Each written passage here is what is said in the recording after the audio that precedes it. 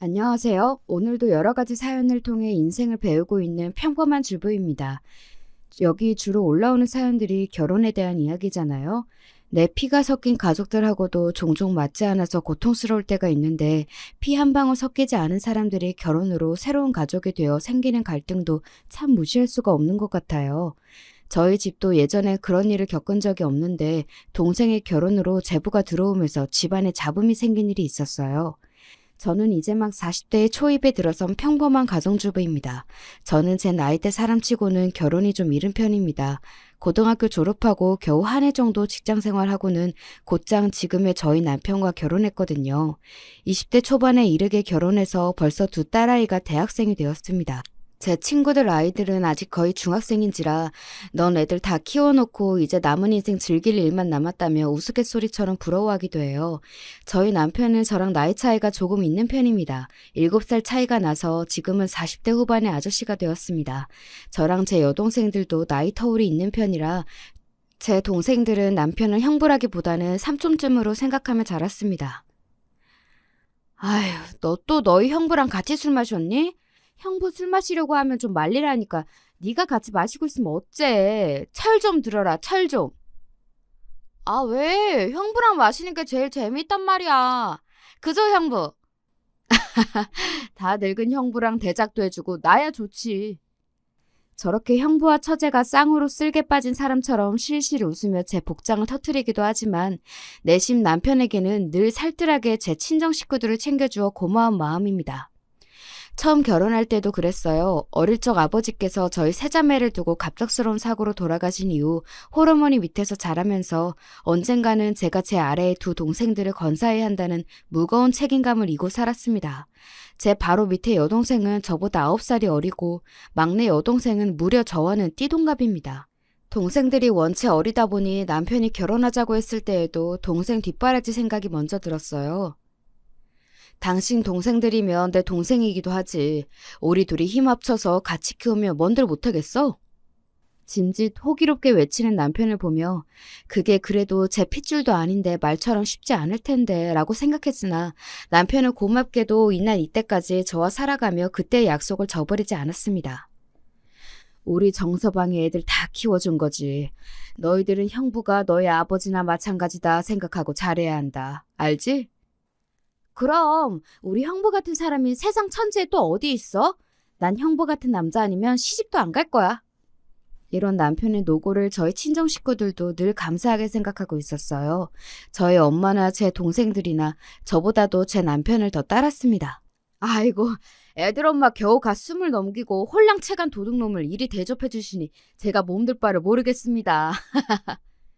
변죽 좋은 남편이 칭찬에 쑥스러워 너스레를 떨어도 제 동생들은 도둑놈은 무슨 아깝긴 형부가 더 아깝다며 제 형부 편만 들었죠. 그도 그럴 것이 동생들이 자라면서 아빠가 필요했던 모든 순간을 저희 남편이 대신해 주었거든요. 남편은 말 그대로 딸내 키우듯이 저희 아이들과 처제들을 차별하지 않고 살뜰히 챙겼습니다. 난 형부 같은 남자 나타나는 거 아니면 결혼 안 할 거야.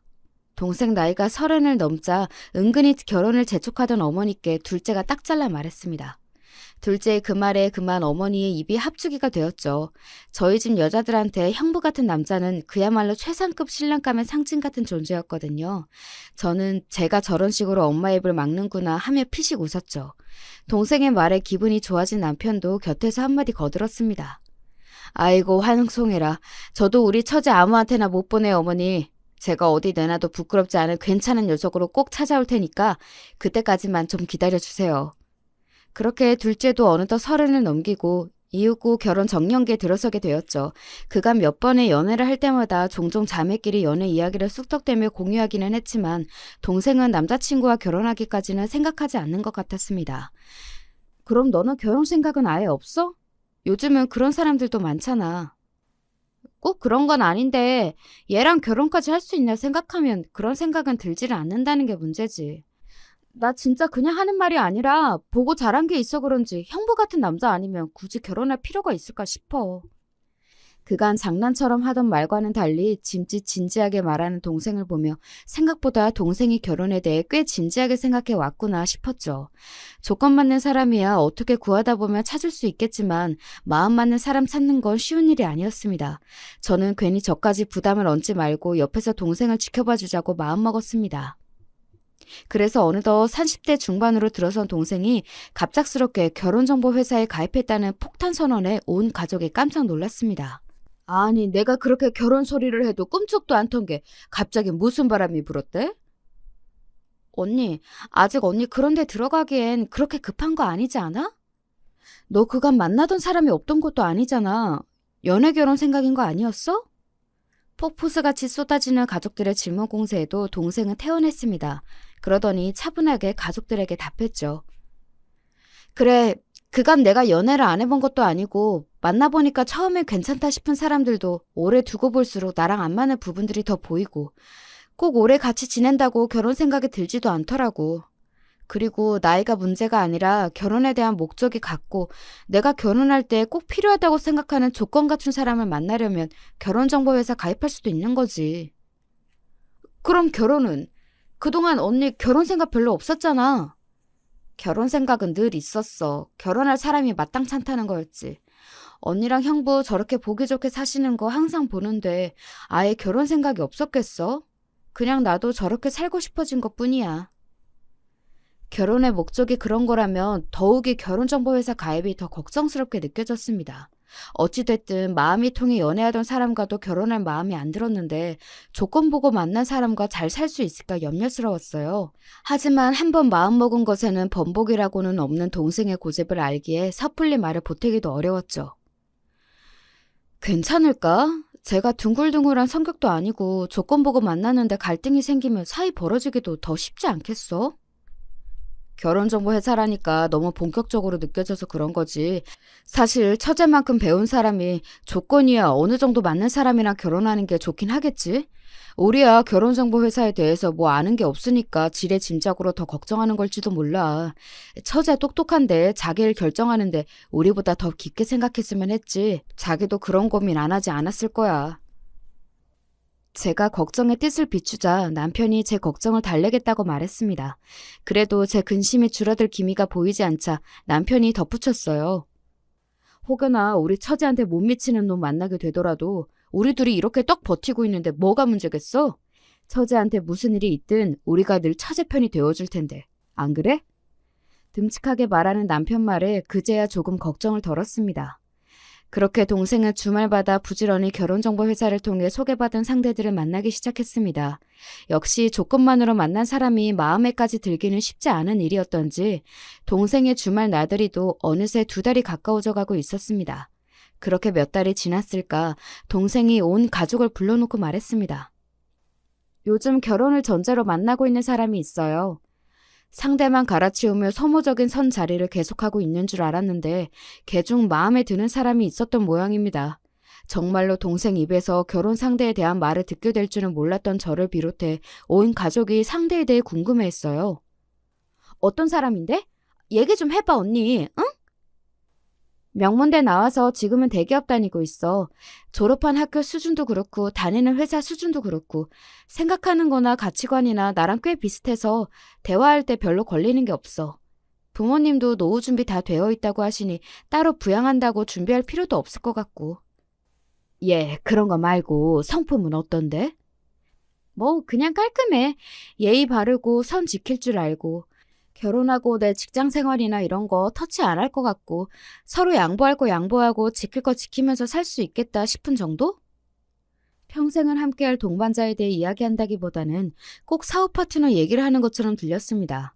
또다시 걱정이 불쑥 고개를 들이밀었지만 괜히 나이 먹은 언니가 촌스러운 생각으로 초치는 건 아닌가 싶어 입을 다물었습니다. 여보, 당신 듣기에는 괜찮았어? 나는 왜 이렇게 영 불안한 밤이 가시질 않지? 아무래도 우리 때랑은 생각하는 게 다르잖아. 나도 손아래 동서는 좀 살가운 사람이었으면 내심 기대했나 봐. 그래도 우리가 세 사람 잘 보듬으면 가족으로 잘 지낼 수 있지 않을까? 우리가 잘해야지 뭐.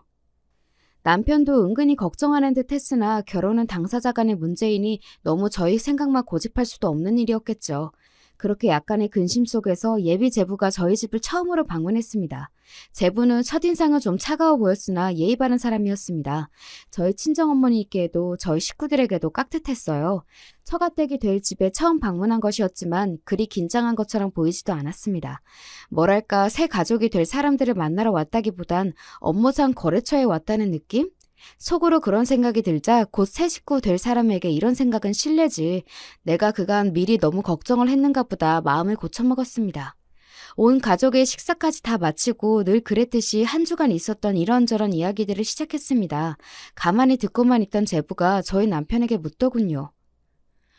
그러고 보니 형님께서 어떤 일을 하시는지는 이 사람에게 자세히 들어본 적이 없어서 무슨 일을 하시는지 여쭈어도 되겠습니까? 아, 말 그리 어렵게 할 거 없어요. 곧 한 식구 될 텐데 편하게 해. 나는 간간히 사무도 보다가 공사일도 하다가 그래요. 주로 공사일을 하기는 하지만 내가 성격이 한 군데 진득하게 앉아있지를 못하는 편이라 몸 쓰는 게 편하기도 하고. 남편은 평소와 다름없이 속좋게 웃으며 이야기했지만 저는 기민하게 제부가 남편을 바라보는 눈초리가 달라졌음을 알아챘습니다. 곧 제부가 사회생활에 능숙한 사람답게 아무렇지 않은 척 태연하게 굴었지만 순간이라 할지라도 몸쓰는 일 하는 사람을 대하는 편견 가득한 눈빛을 확인한 제 마음이 영 불편했습니다. 그때 어떤 사람인지 확실히 알아챘더라면 후에 그 난리는 겪지 않았을까 싶은 생각도 드네요. 제부가 돌아간 후 저는 걱정이 기우로 끝나지 않을 것 같다는 생각에 마음이 더 복잡해졌습니다. 당신 예비 제부랑 잘 지낼 수 있겠어? 자꾸 이런 식으로 생각하고 싶지 않은데 왠지 한 식구로 살갑게 지낼 수 있을 것 같지가 않아. 어허, 이 사람아. 곧 가족 될 사람한테 자꾸 그렇게 색안경 끼고 보면 안 돼. 생판 다른 인생 살다가 결혼으로 엮이게 되는 인연인데 어디 그렇게 쉽게 가족이 될 수 있겠어? 처음엔 조금 어려워도 손윗사람인 우리가 더 신경을 써야지. 무엇보다 똑부러진 우리 처제가 고르고 고른 신랑감인데 너무 그러지 마. 저보다는 저희 남편 때문에 더 걱정인 건데 이런 제 속을 아는지 모르는지 남편이 오히려 저를 달래려 들었습니다. 그렇죠. 이미 제 동생이 결정한 건데 제 감이 안 좋다는 이유만으로 이 결혼에 회방을 놓을 수는 없는 노릇이고 그저 동생 시집 보내는 언니의 주책맞은 생각이겠지. 저도 다시 마음을 달랬습니다. 처음부터 결혼을 전제로 한 만남이어서 그런지 양가가 결혼을 결정하기가 무섭게 일정이 빠르게 진행되었습니다. 동생의 신혼집은 저희 집에서 그리 멀지 않은 아파트로 결정이 났어요. 동생과 제부의 직장 모두와 가깝기도 했고 제부의 본가가 지방인 탓에 그 근처는 아예 고려 대상이 아니기도 했고요. 그때까지만 해도 집도 가깝고 저희 부부도 부부지만 저희가 친정 어머니를 모시고 있었기에 동생도 결혼 전에는 자취를 하면서도 뻔질나게 저희 집을 드나들었습니다. 그래서 당연히 동생과 결혼한 후에는 제부와도 자주 볼 수 있을 거라고 생각했죠. 예, 제부는 요새 많이 바쁘니? 신혼여행에 다녀와 양가의 인사를 드린 이후로 한 달이 다 되어 가는데 그 후 제부의 얼굴을 본 적이 없었습니다. 동생과 제부 둘 다 나타나지 않으며 결혼한 지 얼마 안 되어 회사 다니느라 새로운 생활에 적응하느라 바빠 그런가 보다 생각했을 텐데 동생은 결혼 전과 마찬가지로 여전히 자주 집에 들렀거든요. 이제 결혼도 했는데 매번 혼자서 친정집을 찾는 동생 모습이 마음에 걸리기도 했습니다. 그거 말인데 그러지 않아도 식구들한테 미리 얘기해둘 게 있어. 짐짓 무게를 잡는 동생의 모습에 다들 귀를 기울였습니다. 내가 결혼 전에 우리 집 분위기를 미리 얘기해뒀거든. 형부는 우리랑 피는 섞이지 않았지만 우리 자매한테는 일찍 돌아가신 아버지 대신이라 지금껏 가족으로 살아왔다고. 그랬더니 미안하지만 자기는 성인이 되어서 결혼으로 만나게 된 인연인데 서로 간의 예의는 지키더라도 그렇게 원래 자기 가족처럼 살갑게 지낼 수 있는 성격은 아니라고 솔직하게 얘기하더라고. 뭐 나도 형부처럼 남편도 우리 식구들이랑 가족처럼 지낼 수 있다면 가장 좋긴 하지만 애초에 서로 따질 거 다 따져가며 만난 사이인데 내 생각만 너무 밀어붙일 수도 없고 그래도 자기가 처가에 그렇게 살뜰하게 신경 못 쓰는 대신에 나한테도 자기 식구들한테 그렇게 안 해도 된다고 서로 잘 얘기했어. 논리적으로야 잘못된 말은 아니지만 그래도 시작부터 제부로부터 가족으로 받아들여지길 거부당한 기분이 드는 것도 사실이었습니다. 저희 친정어머니도 대놓고 뭐라고 말씀을 못 하시면서도 서운한 기색은 숨기질 못하셨어요. 그래도 결혼이라는 게 두 사람만 엮이는 일이 아닌데 서로 집안의 얼굴도 비추고 그러는 게 순리지. 처음 만나는 사람인데 누구라고 그런 게 어렵지 않겠어? 다른 사람들도 그런 게 쉬워서 그러고 사는 게 아닌데. 동생이 집으로 돌아간 뒤 결국 어머니께서 그간 쌓인 서운한 감정이 쌓이셨는지 참지 못하고 한 소리 하셨습니다. 그 와중에도 제 딸 생각도 크게 다르지 않다고 하니 강하게 말씀을 못 하시는 모습에서 괜히 제가 죄송스러운 마음이 들었습니다. 엄마, 어디 사람 생각이 다 우리 같게 하겠어요? 우리처럼 사는 사람들이 있는 거면 제부같이 생각하는 사람들도 있는 거겠지. 그렇다고 뭐 우리랑 척을 지겠다고 하는 것도 아니고 할 도리는 다 한다고 하니 우리는 그동안 살던 것처럼 살면 그만이야. 어머니를 위로하겠답시고 한 말이었으나 제 입으로 뱉으면서도 저 스스로도 그리 받아들여지지는 않았어요. 저도 제 식구 들어올 생각에 은근히 기대를 하고 있었나 봐요. 우리 때랑은 다르니까 이해해야지 하면서도 솔직히 좀 거리감이 생기는 건 사실이네. 나도 나인데 엄마 때문에 더 속상해. 에휴, 그러게. 장모님하고라도 좀 살갑게 잘 지내면 좋았을 텐데. 우리가 더 잘하면 되니까 당신도 너무 속상해하지 마. 당신은 괜찮아? 당신 나한테 장가들고 근 20년 만에 동서 생긴다고 은근히 좋아했잖아. 이 집에 죄다 여자들 뿐이니 같이 술도 마시고 낚시도 가면 딱 좋겠다면서 기대한 거 내가 뻔히 다 아는데. 낚시야 당신하고 가도 되고 처제들이 매번 술 친구 잘해주는데 뭐 내키지 않아 하는 사람한테 자꾸 다가가는 것도 내 생각만 하는 건 아닌가 싶어. 어찌됐든 시간 좀 지나면 서로 익숙해지겠지. 그렇게 세 사람이 들어왔지만 저희 가족 지내는 모습은 예전과 별다르게 변한 것이 없었습니다. 여전히 각자의 일과가 끝나면 자주 모여 저녁을 함께 먹고 서로 사는 이야기를 나누고 가끔은 처제 둘과 함께 고주망태가 되어 밤늦게 집에 기어들어온 철딱선이 없는 남편 등짝도 때려가며 여느 때와 같은 평범한 시간을 보냈죠. 그렇게 동생이 결혼하고 한 석 달 반쯤 지났을 때였을까? 여느 때처럼 주말에 엄마 밥을 얻어먹겠다고 찾아온 동생의 표정이 좋지 않았습니다. 물론 자기 딴에는 표정 관리를 한다고 하긴 했는데 저와 제 남편이 거의 키우다시피 한 동생의 표정 하나 읽지 못할 리가 없었죠. 무슨 일인가 서로 눈빛을 주고받은 저와 남편은 속으로 동생을 붙잡고 캐물어보자며 텔레파시를 보냈습니다. 동생이 혼자 주방 쪽으로 쓱 들어가자 남편이 제 옆구리를 쿡 찔렀습니다. 얘, 너 무슨 안 좋은 일 있는 거 아니지? 슬그머니 동생을 따라 주방으로 온 제가 슬쩍 운을 띄웠습니다. 동생은 잠시 머뭇거리더니 저도 답답했는지 이내 하소연을 하기 시작했습니다. 아니 그게 말이지 우리 남편 말이야. 얼마 전에 우리 식구끼리 가족여행 다녀온 걸로 갑자기 트집을 잡잖아. 바로 전주 주말에 온 친정 식구들이 근교의 온천으로 여행을 다녀온 일을 말하는 모양이었습니다. 말이 여행이지 하루 온천 리조트 잡아서 저녁 사 먹고 온천하고 다음날 오전에 집으로 돌아온 게 전부였습니다.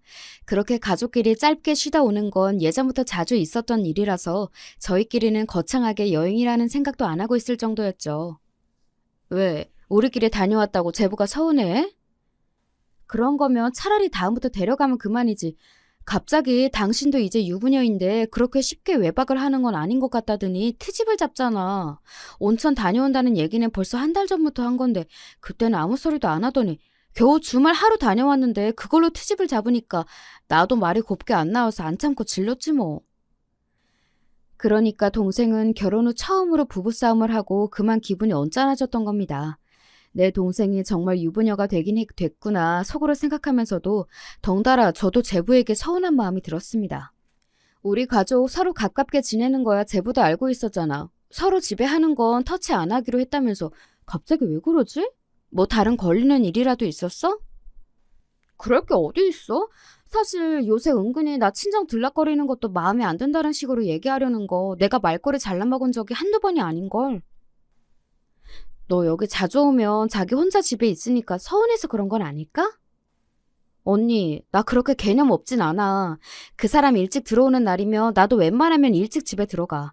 그 사람 야근할 때나 친구 만나거나 해서 늦게 들어오는 날 나도 맘 놓고 여기 온 거지.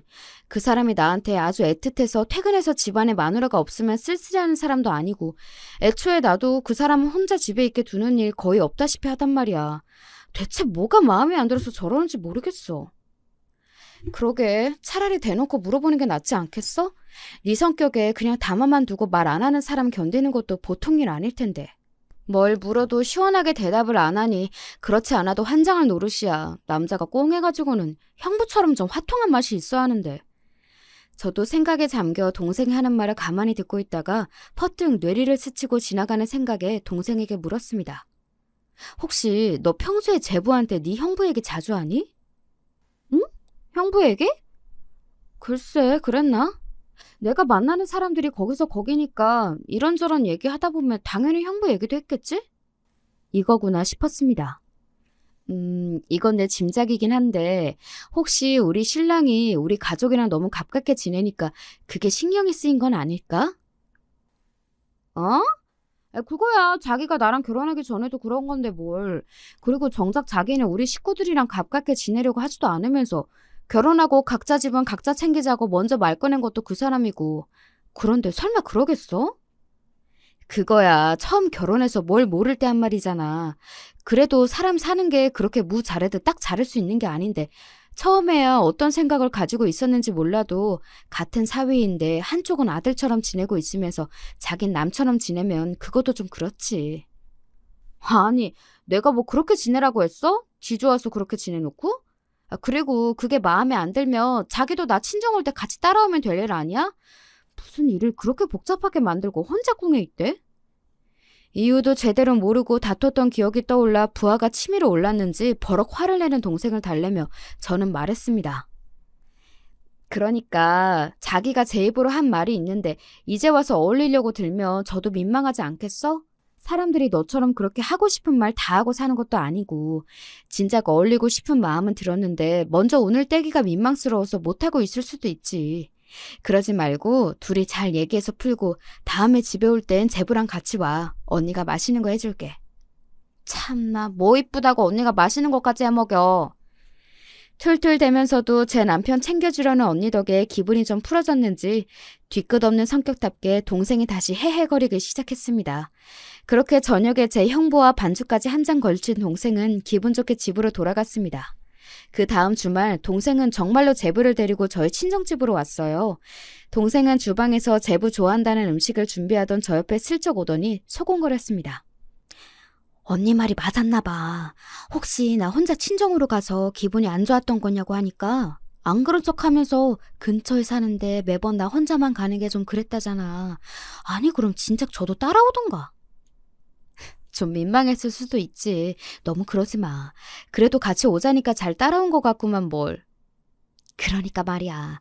괜히 저가 저 할 말 제대로 못하니까 엄한 사람 트집 잡고 말이지.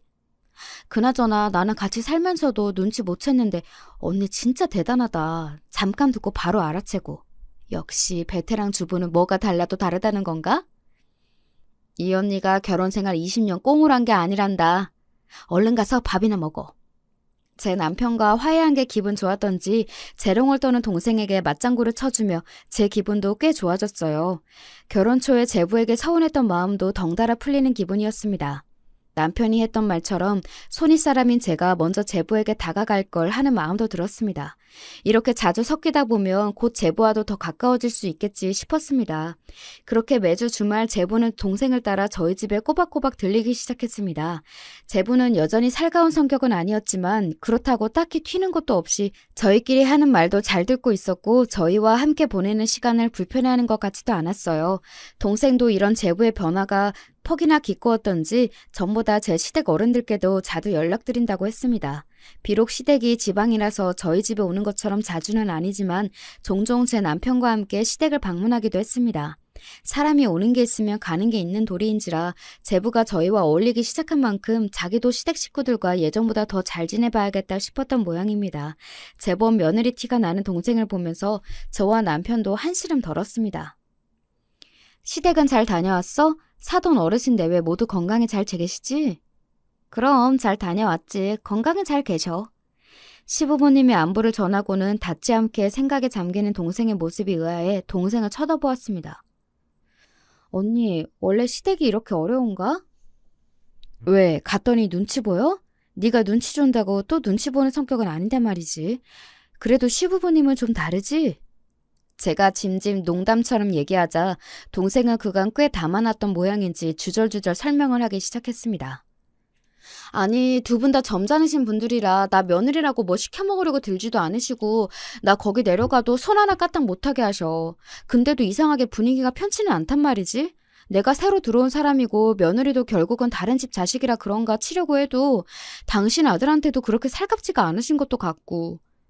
제부는 외아들입니다. 외아들 혼자 외지로 보내고 처가 근처에 살면서 내심 사돈 어르신 내외께서 섭섭하지는 않으실까 걱정하던 차에 걱정과는 전혀 다른 이외의 이야기에 조금 놀랐습니다. 왜? 집안 분위기가 별로 안 좋은 것 같아? 분위기가 안 좋다기보다는 서로 그렇게 크게 애정이 없어 보이는 느낌? 아, 이걸 뭐라고 해야 하지? 분명히 서로 무례하게 구는 거 없이 선을 딱 지키는데 그 선이 너무 진하게 그어져 있는 느낌이랄까? 부모 자식 간에 좀 서먹해 보이는 것도 같고. 대충 들어도 집 분위기가 저희 집과는 사뭇 다른 듯 했습니다.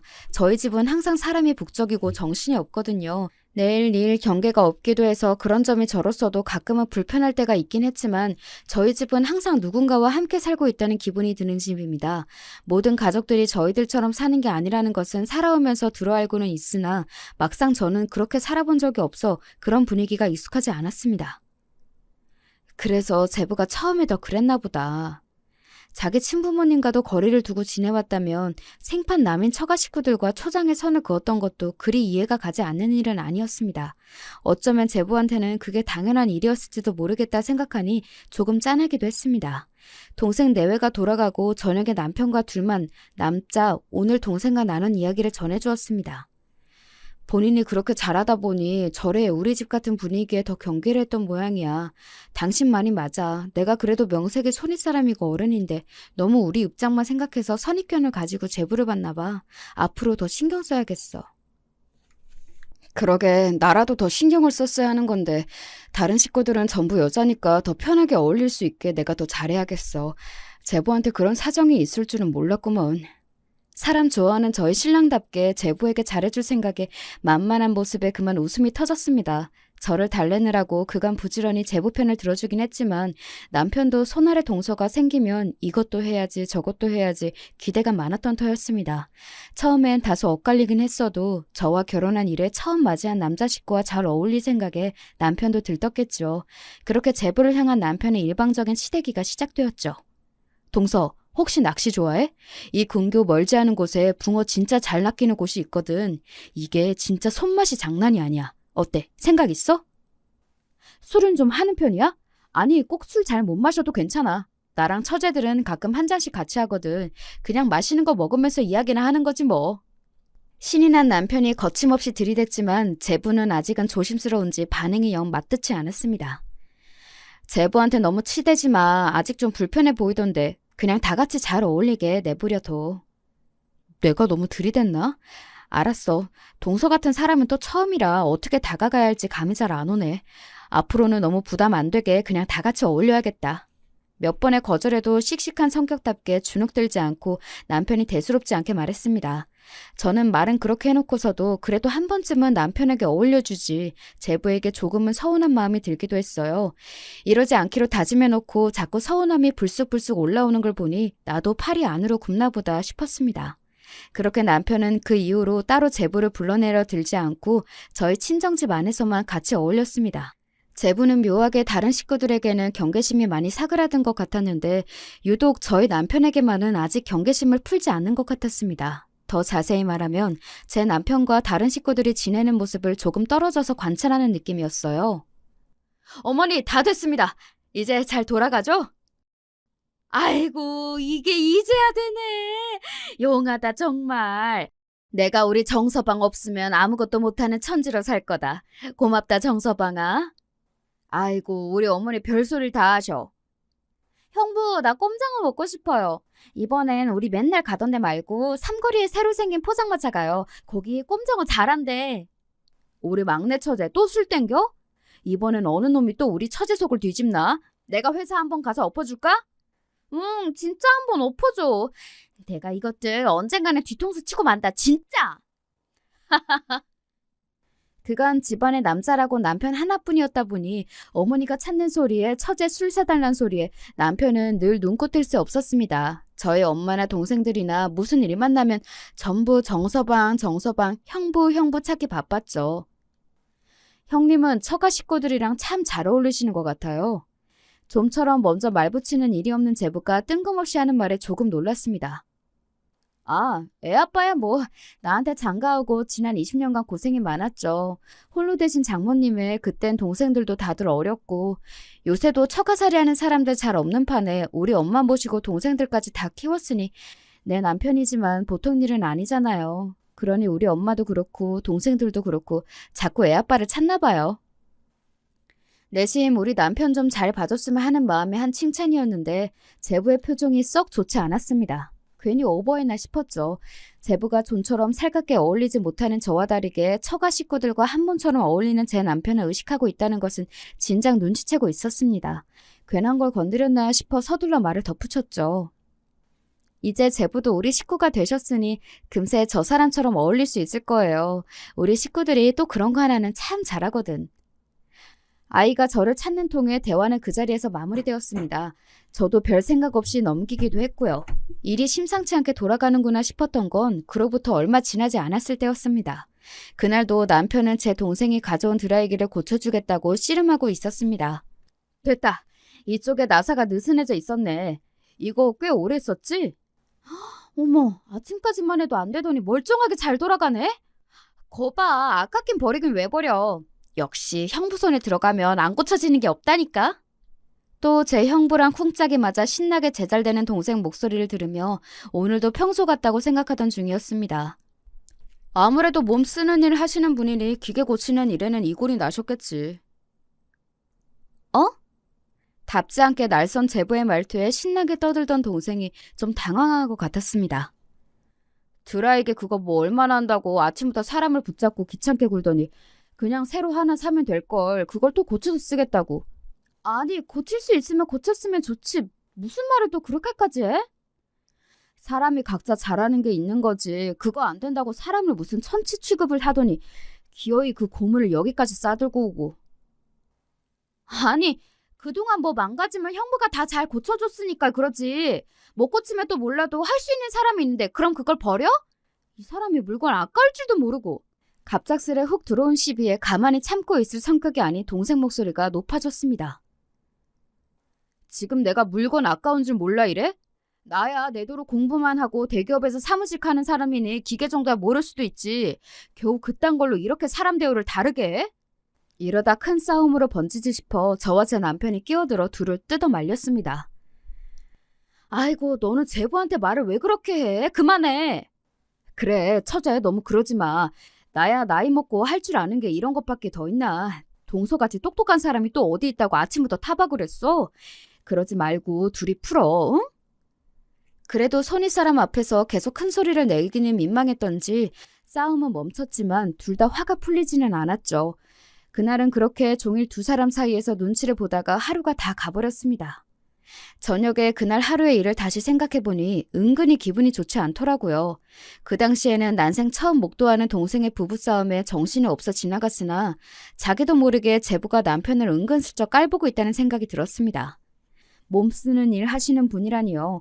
말이 좋아 점잖게 표현해서 그렇지 저는 많이 배우고 대기업 다니는 잘난 사람이고 저희 남편은 배운 거 없어 힘쓰는 일에서 빌어먹고 사는 사람이다 이거 아닙니까?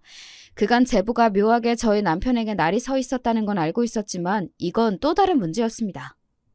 당신, 앞으로 제부 앞에서 당신 깎아내리지 마. 응? 내가 언제? 당신은 할 줄 아는 게 그것뿐이라니. 동서는 많이 배운 똑똑하고 잘난 사람이라느니 했잖아. 제부 안 그런 것 같으면서도 당신 공사일 한다니까 태도가 영 불량한 것 같단 말이야. 진짜 기분 나쁜 것도 하루 이틀이지. 져주지 마 당신. 아이고, 난 또 뭔 소린가 했네. 아까 낮에 한 말 때문에 그래? 둘이 싸우는 거 말린다고 한 소리잖아. 그리고 내가 뭐 무시한다고 얌전하게 무시받고 있을 성격이야? 별 걱정을 다 하십니다, 마나님. 평소처럼 유들유들하게 넘기려드는 남편에게 제가 더 마음이 달아 잔소리를 했습니다. 아, 정말 그렇게 장난처럼 넘기지 말고. 아랫사람이라고 다 봐주는 거 아니야. 다음에 한 번이라도 더 당신한테 그렇게 예의 없는 소리 하면 그땐 내가 뒤집어 엎을 거야. 그런 일이 있으면 뒤집어도 내가 뒤집어. 내 마누라한테 내 대신 뒤집게까지 안 만드니까 걱정은 붙들어 매시오. 둥글둥글 사람 좋아 보이는 남편이지만 거친 인부들 사이에서 20년이 넘게 일해온 베테랑이었습니다. 보기보다 눈치가 기민한 남편이 제부의 삐딱한 태도를 눈치채지 못했을 리가 없죠. 그간 제부가 우리 식구들과 잘 어울리지 못했기도 하고 본인이 더 어른이니 더 참아준 것도 분명히 있었을 겁니다. 그렇지만 저한테도 제 남편이 가장 중했습니다. 다시 한번 그랬다가는 정말 혼쭐을 내주리라 작심하며 제 기분을 풀어주겠다고 옆에서 재롱을 떠는 남편 말을 한 귀로 흘렸습니다. 다음 주말 어찌어찌 저들끼리는 풀었는지 동생과 제부가 함께 저희 집에 왔어요. 제부 성격에 이번 주는 안 올지도 모르겠다 싶었는데 요상하게 저희 집을 다시 찾은 이후로 제부는 나름 성실하게 저희 집에 출석하고 있었습니다. 큰 소리 내어 미안하다는 동생을 사과해도 옆에서 그저 묵묵히 앉아서 듣고만 있는 제부 모습이 영 마음에 들지는 않았지만 가운데 끼어 곤란한 동생 입장을 생각하며 한 번 더 꾹 눌렀습니다. 식사하다 동생이 결혼하고 첫 휴가로 제부와 해외여행을 떠날 계획을 세우고 있다고 운을 띄웠습니다. 해외 좋지. 난 언제 해외여행 갔는지 이젠 기억도 안 난다 얘. 괜스레 저까지 들뜨는 마음에 조금 과장해서 한 말에 제부가 대꾸했습니다. 해외여행 다녀오신 지 오래되셨나 봐요. 그러고 보니 지금 형님 벌이로는 애들이랑 내 식구 해외여행 나가기는 좀 부담스러우실 수 있겠네요. 그 말 한마디에 분위기가 순식간에 싸해졌습니다. 더는 안 되겠다 싶어 제가 입을 열었죠. 제부, 그런 말은 내가 영 듣기가 불편하네? 네? 제부가 우리 부부 형편을 알면 뭘 얼마나 안다고 그런 식으로 말하는 것도 기분이 썩 유쾌하지 않은데 설령 그게 진짜라고 하면 더 말을 조심해야 맞는 거 아닌가? 평소와 달리 나를 잔뜩 세운 제 말투에 제부는 물론이고 동생과 남편, 다른 식구들까지 어쩔 줄을 몰라 했습니다. 아니, 저는 처형한테 드린 말씀이 아니고 내가 아니면 우리 남편 들으라고 한 소리라는 거예요? 내가 전부터 벌써 여러 번 참았는데 제부, 손이동수한테 그러는 거 아니에요. 은근히 안에서 일하는 사람, 밖에서 일하는 사람 갈라가며 얘기하던 거 내가 모를 줄 알아요? 한번 입이 터지기 시작하니 그간 담아놨던 것들이 죄다 터져 나왔습니다. 제 기세가 좀처럼 가라앉을 것 같지 않자 사방에서 저를 말리겠다고 끼어들었습니다. 여보 그만해. 제부도 그런 뜻으로 한 말은 아닐 거야. 이 사람이 정말 무슨 소리를 하는 거야. 언니 내가 대신 사과할게. 형부 정말 죄송해요. 그래 내가 듣기에도 그건 기분이 좀 나쁘네. 이번엔 이서방이 실언했네. 남편과 동생의 저희 어머니까지 집안은 순식간에 아수라장이 되었습니다. 오늘은 이런 기분으로 더는 웃는 낯으로는 못 앉아 있겠네요. 저 먼저 들어갈게요. 저는 뒤도 돌아보지 않고 저희 방으로 문을 쾅 닫고 들어왔습니다. 속상함에 베개를 끌어안고 엎드려 훌쩍이는데 슬그머니 들어오는 남편 발자국 소리가 들렸습니다. 울지마 여보, 많이 속상했어? 저가 뭔데 내 남편을 무시해? 저는 뭐 얼마나 잘났다고. 어린애처럼 소리 지르며 엉엉 우는 제 모습에 남편도 속이 상해 보였습니다. 남편도 얼마나 어처구니가 없었겠어요.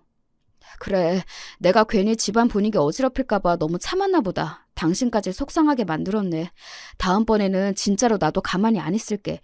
입안 그쳐, 여보, 응? 다음날 남편과 저는 제부로부터 사과의 말이 담긴 메시지를 받았습니다. 연신 전화를 걸어와 사과를 하는 제 아내와는 달리 언에게 경솔했다며 앞으로는 주의하겠다는 짧은 사과의 말에 썩 기분이 풀리지 않더군요. 말로 하긴 민망했나 보네. 제부 성격 알잖아. 무례하게 비꼴 때에는 잘만 나오단 말이 사과할 땐 안 나온대? 진짜 갈수록 마음에 안 들어. 당신 진짜로 참아주면 안 돼. 아이고 알았대도 그러네. 한동안 꼴도 보기 싫었지만 그 다음 주 중에 막내 동생 생일이 있었습니다. 언니 이번에 그냥 미룰까? 아직 저는 제부 꼴도 보기 싫었지만 중간에 껴서 괜히 제 눈치를 보는 맏내동생의 생일을 제 맘대로 미루고 싶지는 않았어요. 게다가 식구들 생일이 있는 주말에는 가급적 다들 시간을 내서 함께 케이크도 나눠 먹고 시간을 보내는 게 저희 집 나름의 전통이기도 했습니다. 아니야, 미루긴 뭘 미뤄. 괜히 언니 때문에 너까지 다 눈치를 보게 한다. 신경 쓰지 말고 하던 대로 하자. 그렇게 또다시 주말이 다가오고 온 식구가 저희 집에 모였습니다. 동생과 함께 들어서는 제 부부는 저희 부부 보기가 영 민망한 눈치였지만 굳이 그런 분위기를 풀어주고 싶은 기분은 들지 않았습니다. 제부는 일주일간 동생에게 꽤나 시달렸는지 기어들어가는 목소리로 저와 남편에게 사과했습니다. 지난번에는 제가 실언했습니다. 함부로 말하고 무례하게 군 점 사과드리겠습니다. 본인이 한 짓치곤 여전히 사과가 짧다 싶었으나 옆에서 제가 더 죄스러워하는 동생과 생일을 맞이한 막내를 생각해 마지막으로 한 번만 더 넘어가기로 했습니다. 그래요. 사과 받겠습니다. 어서 들어오세요. 그런 일이 있고 온 가족이 처음 모인 자리라 처음에는 분위기가 약간 서먹했으나 다들 부침성 있는 사람들답게 금세 분위기가 풀어졌습니다. 막내 좋아하는 음식으로 가득 차려진 생일상도 맛있게 먹고 케이크에 촛불도 불고 나니 저도 기분이 좀 풀렸죠. 언니, 간만에 한잔 할까? 평소 술을 좋아하진 않지만 분위기 풀어보겠다고 무진 애를 쓰는 생일 당사자의 노력을 외면할 수 없어 온 가족이 술 한 잔씩 주거니 받거니 하게 되었습니다. 어머니는 피곤하다며 먼저 들어가 쉬시고 말술인 둘째 동생과 제 남편은 벌써 흥이 올라 신나게 술판을 벌였습니다. 저는 막내와 홀짝이며 대작을 하고 있는데 맞은편의 제부가 벌써 고개를 끄덕끄덕하고 있더군요. 아무래도 술이 약한 모양이었습니다. 저 사람 앞으로 술 먹이면 안 되겠네 생각하고 있는데 갑자기 제부가 고개를 휙 쳐들고는 제 남편을 찾더군요. 감이 심상치 않았습니다. 이 집안 식구들은 전부 형님이 참 대단한 사람인 것처럼 굴던데 형님 참 좋으시겠어요. 처제와 기분 좋게 술잔을 기울이던 남편이 당황해서 제부를 쳐다보았습니다. 또다시 제 남편이 사고를 칠까 걱정된 동생이 제부 입을 막으려 들었지만 소용이 없었죠. 이 사람이 술을 마시려면 곱게 마실 일이지. 당신 나중에 후회할 소리는 아예 할 생각 마. 내 입으로 내가 얘기하겠다는데 네가 왜? 아니 너도 그래. 그래도 내가 네 남편인데 편을 들려면 내 편을 들어야지. 그저 형부. 네 말대로 형부지 진짜 아버지도 아니잖아? 이 사람이 진짜! 기겁을 하는 제 아내를 본체도 안 하고 제부가 말했습니다. 형님, 제가 어디 가서 이렇게 대우받을 사람이 아니에요. 배운 거 많아 직장 좋아. 형님같이 일용직이나 하면서 먹고 사는 사람보다 못한 취급 받을 사람이 아니라는 겁니다. 제가 이렇게 엮여서 그나마 형님이랑 마주 앉아 밥도 먹고 하는 거지. 이 사람 아니면 형님 같은 사람하고 이러고 있을 사람이 아니에요. 제부, 지금 무슨 소리 하는 거예요? 이런 사람이라니? 처형이야 남편이니까 감싸려고 하시는 건 알겠는데요. 솔직히 제가 뭐 그렇게까지 못할 소리 한 것도 아니지 않습니까? 아니 사람이 급이라는 게 있잖아요. 안 그래요? 형님이 한번 말씀해보세요. 나이 잡수실 만큼 잡수신 분이니 형님이 더 잘 아실 거 아닙니까? 돈 못 버는 가장이 어디 가장입니까? 남자가 능력 없으면 죽어야지. 안 그래요? 짐작은 하고 있었으나 술김에 거르지도 못하고 내뱉는 제부의 적나라한 사고방식에 그만 질려버리고 말았습니다. 사람 금 나누는 인간이라는 건 애초에 알았지만 저 무례하게 짝이 없는 언동에 폭발하기 일보 직전이었어요. 그때였습니다. 하! 남편이 코드숨을 쳤습니다. 너 말 잘했다. 내가 그간 너 어디까지 가나 한번 지켜보고 있었는데 오늘 아주 바닥을 보이는구나. 내가 공사일 한다니까 정말 하루 벌어 하루 먹고 사는 막노동꾼이라도 된 줄 아나 본데 내 재산이 200억이 넘는다. 남편 말에 이게 무슨 소리인가 싶은지 제부 눈이 튀어나올 듯 했습니다. 우물 아래서 천지분간도 못하는 개구리인 줄은 알았지만 몸 써서 일한다니 다 쪼들리는 사람 같던? 너같이 좀 배업답시고 사무직하는 월급쟁이들이야 알 턱이 있나. 내 회사에서 내가 피땀 흘려 일하겠다는데 잘리면 그만인 월급쟁이 주제에 감히 누굴 무시해? 집안을 쩌렁쩌렁 올리는 남편의 호통에 제부는 술이 번쩍 깬 것 같았습니다. 아니 분명 전에 공사일 하신다고. 그래 한다 공사. 내 공사장에서 내가 일하겠다는데 네 놈이 뭐라고 말을 얹어? 네 말대로면 내 재산이 네가 버는 돈의 수십 배는 될 테니 네 놈도 어디 한번 내 앞에서 죽은 듯이 엎드려봐라. 더는 참을 생각이 없는 남편의 호령에 그제야 저가 실수했다 싶었는지 제부가 허둥지둥 주변을 둘러보았으나 그 자리에 제부의 편은 아무도 없었습니다. 설령 내가 정말로 하루 벌어 먹고 사는 일용직이라도 그따위로 얘기하는 건 아니지. 그렇게 사람 금 나누는 게 얼마나 천박한 짓인지 모르나 본데 그거 네가 아니라 네 부모님 가족들 얼굴에 똥칠하는 거야. 남들보다 좀 더 배웠으면 옳게 쓸 생각을 해야지. 그따위 썩어빠진 대가리로 무슨 큰일을 하겠다는 건지.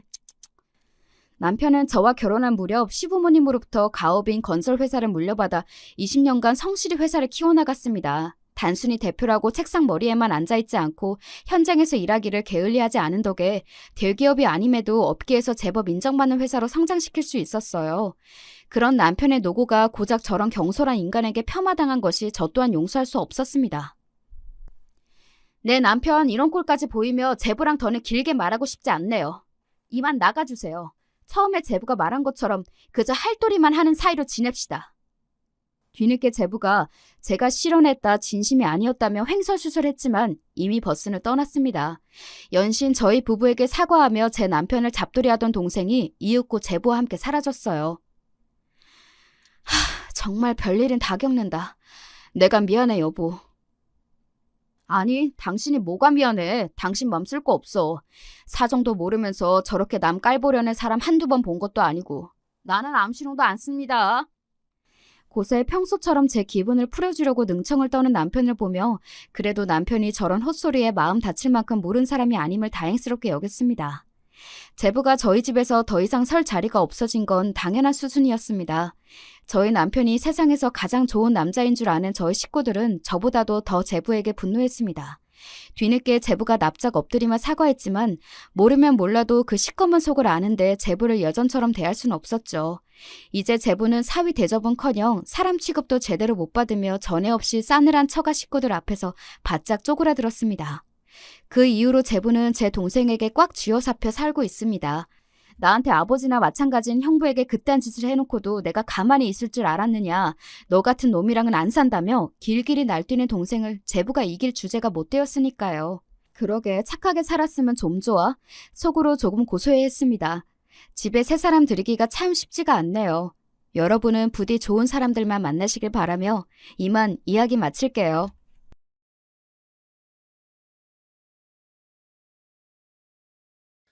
안녕하세요. 저는 최근 엄마를 일찍 보내고 슬픔을 추스리고 있는 40대 여자입니다. 제 나이가 40이라 하면 많은 분들이 유추하셨겠지만 저희 엄만 비교적 일찍 세상을 뜨셨습니다. 그 사실이 참 아직도 가슴이 아픈데요.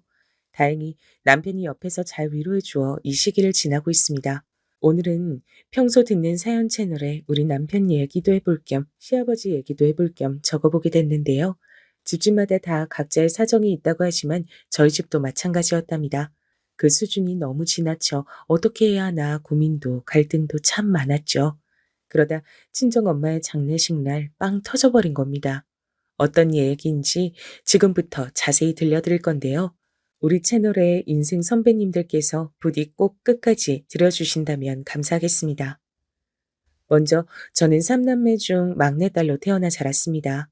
그리고 남편을 만나게 되었는데요. 남편은 외동에 형제 하나 없이 자랐다고 하더라고요. 저희 때만 해도 외동이라는 건 드문 케이스였는데 남편이 외동이란 걸 알게 된 순간 깜짝 놀랐습니다. 왜냐면 남편은 겉으로 보기에 사람들과 잘 어울렸고 유하고 부드러운 성격이었거든요. 전 음식점 서빙 아르바이트를 하다 남편을 만났고 남편은 당시 음식점을 운영하고 있는 상황이었어요. 사장으로서 무척이나 직원들에게 대우가 좋았죠. 그래서 혼자 남편을 짝사랑하면서도 외동이라는 건 생각지 못했죠. 그런데 그 외동이란 것이 남편에겐 다른 의미였나 봅니다. 난 형제 없이 자라 많이 외로워서 그런가 꿈이 가정을 꾸리는 거야. 그게 당신과 함께였으면 좋겠어. 나랑 결혼해 줄래? 남편의 프로포즈도 이런 내용이었거든요. 남편은 외로움을 잘 타는 성격이었는데 저는 저와는 반대인 그런 점이 인간적으로 느껴져 오히려 좋았고 프로포즈에도 화답하여 시집을 가게 됐습니다. 결혼 생활은 대체로 행복했어요. 남편과 저의 사이는 아무 문제 없었죠. 그런데 남편의 아버지, 즉 저희 시아버지 되실 분이 문제라면 문제였답니다. 결혼 초기엔 별로 이상한 점을 크게 느끼지 못했었는데요. 저희가 허니문 베이비로 아이를 일찍 낳고 결혼 생활을 하면서부터 시아버지가 이상하다는 걸 느끼게 됐어요. 발단은 시어머니의 돌연사였습니다. 시어머니께서 암으로 투병을 길게 하시다 어렵게 완쾌를 하셨어요. 저도 당시 어머니를 옆에서 간호하며 재발하지 않기를 얼마나 기도했는지 모릅니다. 그런데 갑자기 어느 날 어머니께서 급성 심근경색으로 세상을 뜨고 마신 것이었죠. 아가, 내가 너한텐 참 고맙고 미안하다. 너 같은 며느리 얻은 것만으로도 큰 복이라 생각했는데 우리 정태가 너한테 말 안 해도 많이 기대고 의지하고 있어. 알지? 늘 여장부 같이 씩씩하고 든든한 네가 우리 아들 좀 많이 지켜주려무나. 네, 어머님 그럴게요. 걱정하지 마세요. 근데 왜 오늘 그런 말씀을 하시는 거예요? 전날 저희 시어머니께선 자신의 죽음을 예감이라도 하신 것인지 이런 말씀을 남기셨는데 그게 어떤 징조였나 봅니다. 다음날 저도 시어머니께서 그렇게 병원에 옮겨지시고 장례식이 열릴 줄은 상상도 못하고 있었으니까요. 너무 갑작스런 이별이었습니다. 황망함에 젖어 남편도 저도 물도 제대로 못 마실 만큼 너무나 힘들어했죠. 시어머니의 장례를 치르고도 모두가 침울한 분위기였습니다. 생전 시어머니께서 잘해주셨던 게 많이 생각나 유품을 정리하면서도 자꾸 눈물이 나더군요. 제가 하도 울어 결국 갓난쟁이 딸을 친정엄마가 데리고 가셨고요. 시어머니는 제가 시집을 올 때부터 제게 고운 며느리가 들어왔다며 잘해주신 분이었어요. 사실 남편의 집안에 비해 저희 집이 많이 기운 편이었고 저 또한 큰 배경이 없었답니다. 고졸에 음식점 설거지, 서빙, 그런 알바들을 전전하며 살았던 사람이었고요. 친정이 시골에 있다 보니 배움의 기회도 짧았던 것 같고 저 역시 공부에 딱히 흥미가 없었거든요. 근데 그런 저를 받아주시며 이토록 환대해 주시니 제가 더 잘해야겠다라는 마음이 절로 생기더라고요. 어머님, 저 왔어요. 어머님 좋아하는 과일사 들고 왔어요. 어머님 댁이랑 저희 집이 가까우니 너무 좋은데요?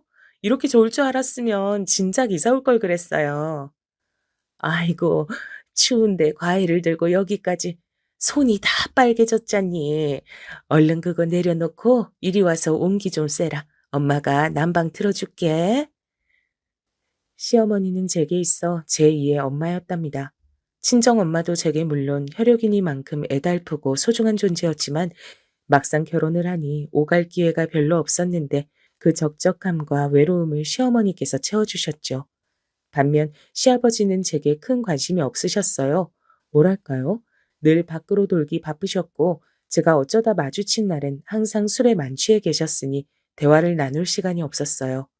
그나마 명절이 되면 온전한 정신으로 앉아 있으시긴 했는데 그마저도 몇 마디 주고받다 갑자기 소주를 까 혼자 벌컥벌컥 마시며 자기 얘기만 주구장창 늘어놓으셨습니다.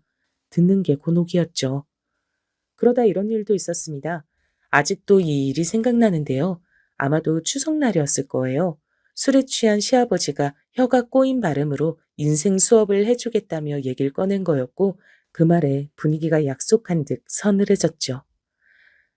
아니, 그러니까 내가 말이다. 얼마나 이 집안을 일으키기 위해 고생이었는지 아니? 이 가난한 집구석 옆에 내는 집안일밖에 안 하지. 허기야 여자가 할 줄 아는 게 뭐가 있었겠어. 내가 이 모든 가족을 다 짊어지고 한 계단 한 계단 오른 거야. 자식놈 교육비에 생활비에 다 책임지고 그 무게가 얼마나 견디기 힘들었는지 죽고 싶었던 적이 한두 번이 아니었다.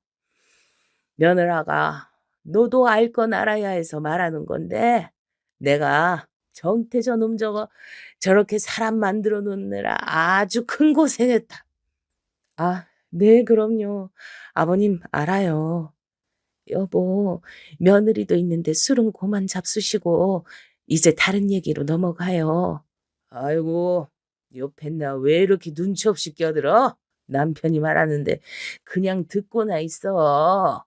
내가 우리 며느라가한테 얼마나 고생해서 이 아파트 장만하고 애 키우고 마누라 건사했는지 말하는데 내 말이 웃어? 웃음냐고? 아, 술맛 떨어지게 하는데 뭐가 있어 진짜. 이때 남편과 시어머니의 표정이 무척 안 좋았습니다.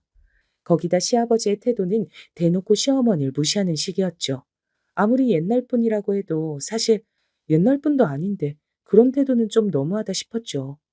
저도 모르게 두 사람 눈치를 보았습니다.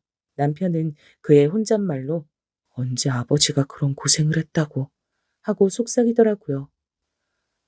미안해요. 내가 주책맞게 껴들었네요. 알았어요. 당신 얘기해요.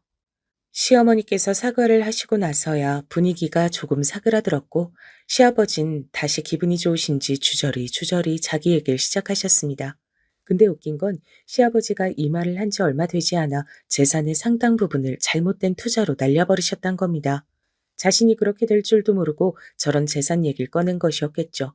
전 철석같이 그 말을 믿고 있었고요. 만약 이때 제가 남편이 어린 시절 어떤 일을 겪었고 시어머니께서 어떤 고초를 당하셨는지 알았다면 가만히 있진 않았을 겁니다. 저라도 나서 한마디 했을 테죠. 하지만 그 시절 아무것도 몰랐던 전 대단하시다며 그저 시아버지를 추켜 세우기 바빴어요. 그게 너무 후회되네요. 저는 남편의 어린 시절에 대해 아무것도 몰랐답니다. 남편에게 물어보면 남편은 이런 식이었어요. 아, 남들 다 잘하는 것처럼 평범하게 자랐지 뭐. 그래도 외동이니까 귀한 대접 받으며 자랐던 것 같아. 형제가 많은 집보단 대화가 좀 없긴 했지만. 그래, 나는 당신이 이렇게 부드러운 성격인 건 어머니 닮아 그런다고 생각했는데, 그래서 집안 분위기도 되게 화목할 줄 알았어. 저는 시아버지가 제 생각과는 다른 분이었다고 말하고 싶었습니다. 그래서 저렇게 말을 띄웠는데 남편은 아무 대답도 없었어요. 시어머니와 같은 표정으로 그냥 땅바닥만 쳐다봤죠. 시어머니의 장례를 치르고 유품을 정리하면서 처음으로 오랜 시간 시아버지와 함께했게 됐는데요. 그 이유는 시아버지가 외롭다고 하셨기 때문입니다. 시어머니도 가고 혼자가 되니 외로워서 견딜 수가 없다고 하시더군요.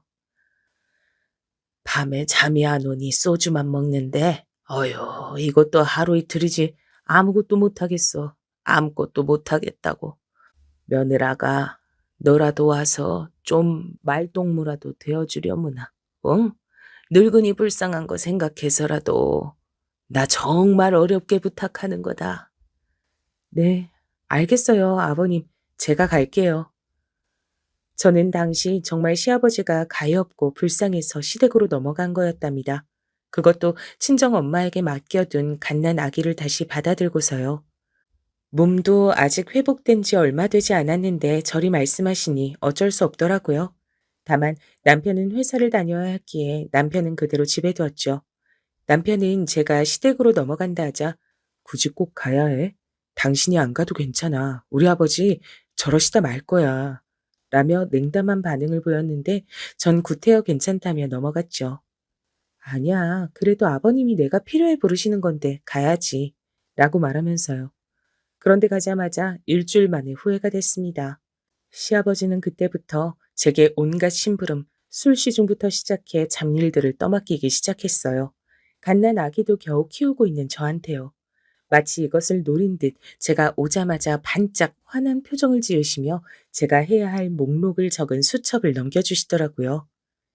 이대로만 쭉 하면 된다. 뭐 어려울 것 없어. 집이 큰 집도 아니고 세탁기 돌리고 청소기 돌리고 뭐 먼지 같은 거나 쓸고 닦으면 되고 내 밥 아침이랑 저녁 정도만 차려놓으면 된다. 아, 근데 매일 같은 반찬 먹는 건 별로 안 좋아하니까 그건 네가 알아서 잘 분간하고 아무튼 며느라 잘해줄 수 있지? 너만 믿는다. 그리고 고맙다. 우리 며느라가 밖에 없어. 아, 네. 근데 나가시게요? 옷차림이 나가시는 차림이네요. 어, 나는 저녁에 잠깐 약속 있어 나가보마. 시아버지는 그 말씀을 남기고 나가버리셨습니다. 분명 전화로는 죽을 것 같은 목소리였는데 막상 오니 슬픔의 기색이라곤 온데간데 없었죠. 어머니를 잃어 외롭다 하신 분이 맞나 싶었습니다. 근데 더 가관이었던 건 시아버지께서 적어놓은 수첩을 들여다보니 별 기막힌 내용이 다 적혀 있더라고요. 옷 다리는 방법부터 시작해 자신이 좋아하는 반찬, 청소는 어떻게 해라 등등 별의별 것들이 디테일하게 기록돼 있었습니다. 아니, 이걸 지금 나보고 그대로 다 하라는 거야? 돈을 받는다 해도 때려치우고 싶은 힘든 강도의 일이었습니다. 그리고 사실 말이 쉬웠지 시댁의 30평대 집을 매일 쓸고 닦고 밥을 준비하고 갓난 아기까지 챙기는 거 그 자체로 정말 곤혹스러운 일이었어요. 저는 천천히 몸도 추스리고 우리 아기한테만 집중하며 평화로운 시간을 보내고 싶었는데 갑자기 스트레스가 확 몰려오더라고요. 그래도 떠난 시어머니를 생각하며 한 달 정도는 꾹 참고 그 모든 일들을 원하시는 대로 해드렸답니다. 그래, 조금만 참자. 덜 외롭다 하시면 그땐 미련 없이 나가면 되니까. 아침에 된장국이 싫다셔 김치찌개로 바꿨고 간이 또 안 맞다 어쩐다 이러쿵저러쿵 하시면 다시 끓여 내어드리고 시아버지 입맛도 보통 까다로운 게 아니었어요. 도대체 시어머니가 어떻게 이런 시아버지를 모시고 오랜 세월 살았나 싶었죠. 이때 저는 아마 슬슬 감을 잡았던 것 같습니다. 남편과 시어머니가 제겐 말하지 못한 무언가가 있다는 걸요. 근데 아무리 순하고 착한 사람도 지속해서 스트레스를 받으면 한 번은 폭발하잖아요. 시어머니를 생각해서 참았던 저도 결국 그러고 말았답니다. 아니, 아가, 너 도대체 집안 살림을 어떻게 하는 거냐? 찌개 맛이 왜 이래? 아니, 이 쉬운 찌개 하나를 끓이면서도 간도 하나 제대로 못 해내고, 나는 네가 집안에만 있는 애라길래 요리는 장금이 수준은 되는 줄 알았더니 웬걸. 아이고, 이를 끄면 밖에서 사 먹는 게 낫겠다. 아, 아버님, 제가 두세 번을 넘게 끓인 찌개예요. 아니, 물을 더 넣어 끓이라 해서 그렇게 했는데 뭐가 마음에 안 드신단 거예요? 아니면 구체적으로 말씀을 해주시든가요. 저 아기 돌보는 것도 사실 힘든데 여기 와서 하고 있는 일이 정말 많아요. 예, 너 지금 시아버지한테 무슨 훈계라도 하는 거냐? 어디서 말대꾸 하고 있어? 시부모 봉양하는 건 당연한 일이지. 여기 힘들단 소리가 왜 나오냐? 너 진짜 힘든 게 뭔지 몰라? 어디 한번 진짜 힘들게 해줘? 이 말을 하는 시아버지의 표정은 굉장히 험악했습니다. 마치 뭔가를 집어들고 저한테 던지시기라도 할 요량이었죠. 전 거기 너무 놀라 몸이 딱딱하게 굳어버렸고요. 사람이 공포를 느낀다는 게 이런 거구나 싶었습니다. 바로 몸이 굳는데 대꾸할 말이 떠오르질 않았어요. 저는 입을 꾹 다물고 나중에 저녁이 돼서 집으로 넘어가 남편에게 이 일을 모두 말했습니다. 저도 모르게 눈물이 나오더라고요. 여보, 아버님 정말 너무하신 거 아니야? 아까 진짜 무서웠다고. 내가 자기 말에 말대꾸 한마디 했다고 저런 모습 보이시는 거 나 처음 봐. 나 그 집에 못 있겠어. 우리 딸 생각해서라도 있으면 안 될 것 같아. 정말 못하겠어.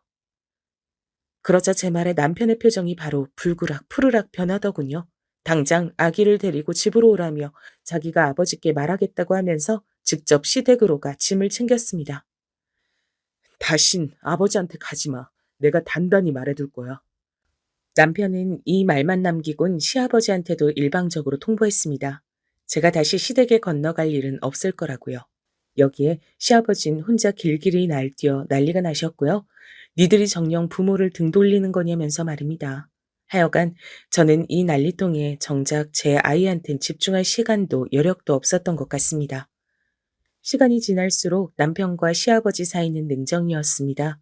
저는 진상이라 생각하고 대강 비위만 맞춰주자는 입장이었는데 남편은 시아버지를 혐오하는 수준이었거든요. 이야기만 나와도 말하기 싫은 표정이었어요. 명절도 가지 않았죠. 이쯤 되니 중간에서 제가 중재를 해야 할 것 같은데 두 사람이 도통 날이 서 있는 게 아니었거든요.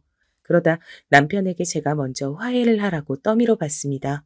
물론 저도 좋아서 한 건 아니에요. 그저 불편해서 그랬던 것 뿐이죠. 여보, 아버님 지금 당신하고 말도 안 섞으려고 그러고 명절만 되면 내가 얼마나 눈치 보이나 몰라. 아버님은 더 이상 당신을 자식 취급도 안 하시겠다는데 그냥 당신이 눈 꼭 감고 먼저 용서 빌면 안 될까? 그러자 여기에 대한 남편의 대답은 화였습니다. 무슨 소리야? 내가 왜 빌어 빌긴? 당신이 그런 대접 받았는데 내가 어떻게 가만히 있어? 난 용서 못해. 아버지도 그렇고 아버지한테 당하고 살았던 어머니를 생각해서라도 안 돼. 그때 저는 너무 놀라 반문했습니다. 아버님한테 당했다니? 어머님이? 당신 그거 무슨 소리야? 그리고 저는 이때가 되어서야 남편에게 모든 진실을 들을 수 있었습니다. 진면목이었죠. 시아버지의. 어떻게 어디서부터 시작해야 할지 모르겠네요. 일단 가감없이 말해보자면 아버님은 남편의 어린 시절 그야말로 폭군이었다 합니다. 어느 정도의 폭군이었는진 남편의 울부짖는 말에서 대략 짐작할 수 있었어요. 일단 시아버지가 기분이 좋은 날은 술을 마시고 들어오는 날이었는데 그날을 제외하곤 모든 날이 지옥이었다 합니다. 집기들을 때려 부수는 건 기본이고 시어머니에게 손찌검을 하는 날도 많았다고요.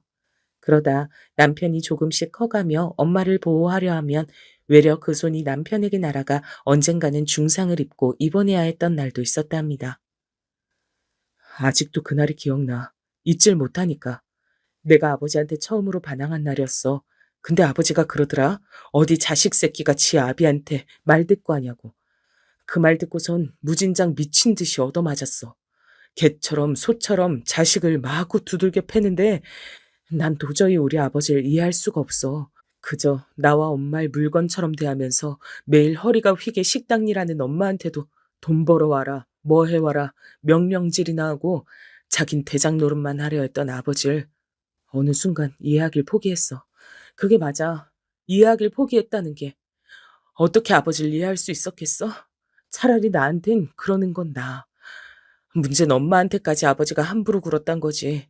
의처증까지 있어서 밤마다 엄마한테 다른 남자와 뒹굴었냐 뭐 했냐 추궁하면서 못살게 굴고 엄마가 흐느껴 오는 걸 본 적이 한두 번이 아니야. 그게 일상이었지. 난 그냥 벗어나고 싶었어. 그 지옥 속에서. 남편의 어린 시절은 그야말로 공포였어요. 공포 속에 온 가족이 살았던 거나 다름없었죠. 듣는 내내 저는 손이 부들부들 떨려 말조차 이을 수가 없었습니다. TV에서나 보던 일이 남편의 가족에게 있었던 일이라니 믿기가 힘들었어요. 그러다 먼저 세상을 떼신 고우신 우리 시어머니가 생각나더라고요. 우리 시어머니는 도대체 얼마나 많은 한을 품고 세상을 뜨셨을까요? 그 생각에 눈물이 떨어지고 가슴이 미어지더라고요. 그리고 시어머니가 돌아가시기 전날의 기억이 떠올랐죠. 시어머니와 제가 단둘이서 대화를 나누었다고 했잖아요. 당시 전 시어머니께 아버님도 좋으신 분이니 걱정 말라는 말을 전했는데요. 이때 시어머니의 표정이 조금 묘하셨습니다. 어떤 슬픔이 깃들어 있는 표정이었달까요? 저에게 하고 싶은 말씀이 많으신데 못하고 계시는 그런 느낌. 촉이라면 촉이지만 전 그런 느낌을 받았습니다. 이제는 왜 그때 시어머니께서 제게 이 뻥끗 한번 하실 수 없었는지, 그런 표정이셨는지 다 알게 됐죠. 그럼 결국 아버님은 경제활동을 하나도 안 하셨고 어머님이 다 하셨단 얘기네? 근데도 자기가 다 먹여 살렸다면서 틈만 나면 줄절거리셨던 거고, 하, 기가 막혀. 응, 맞아. 그런 말 들을 때마다 속에서 열불이 났지. 정작 고생은 엄마가 다 했어. 근데 왜 나한테 솔직히 말하지 않았어? 추궁하는 게 아니고 궁금해서 그래. 자기한테 말하지 않았던 건 모르겠어. 부끄러웠나 봐. 당신한테 이 모든 얘기를 하게 될 때 어느 정도 용기가 필요했을 수도 있고. 엄마도 당신한테 아무 말 하지 않고 세상을 뜨셨으니까. 아마도 남편과 시어머님 둘 다에게 시아버지에 관련된 얘긴 상처였을 거니 말하는 것조차 힘들었을 겁니다. 저는 그 마음을 충분히 이해한다며 남편의 손을 꽉 잡아주었네요. 그 후로부턴 시아버지를 보는 눈이 예전과는 완전히 달라졌죠. 남편과 시어머니를 못살게 굴었던 장본인, 폭군을 보는 눈이 어떻게 예전과 같을 수 있겠어요? 여러분이 저라도 그럴 것 같지 않으신가요? 그래서 일부러 더 이상 전처럼 남편과 시아버지의 사이를 붙여놓으려 하질 않았답니다. 허나 시간이 흐르니 착한 우리 공 같은 남편이 제게 먼저 말하더군요. 그냥 용돈 드리고 가끔 찾아가며 부모 대접은 해드리자고요. 자기도 엄마를 생각하면 그러기 싫지만 아버지 쪽에서 연락이 하도 많이 오니 그냥 그러는 게 마음 편하겠다고요. 남편이 먼저 용서를 하겠다고 하니 저도 딱히 반대할 말이 떠오르질 않았습니다. 알겠어. 당신 마음 편한 대로 해. 그런데 그러던 중 또 하나의 사건이 일어나고야 말았습니다. 바로 시아버지께서 새어머니를 데려오신 건데요. 이때 저는 그야말로 기절하고 싶은 심정이었답니다.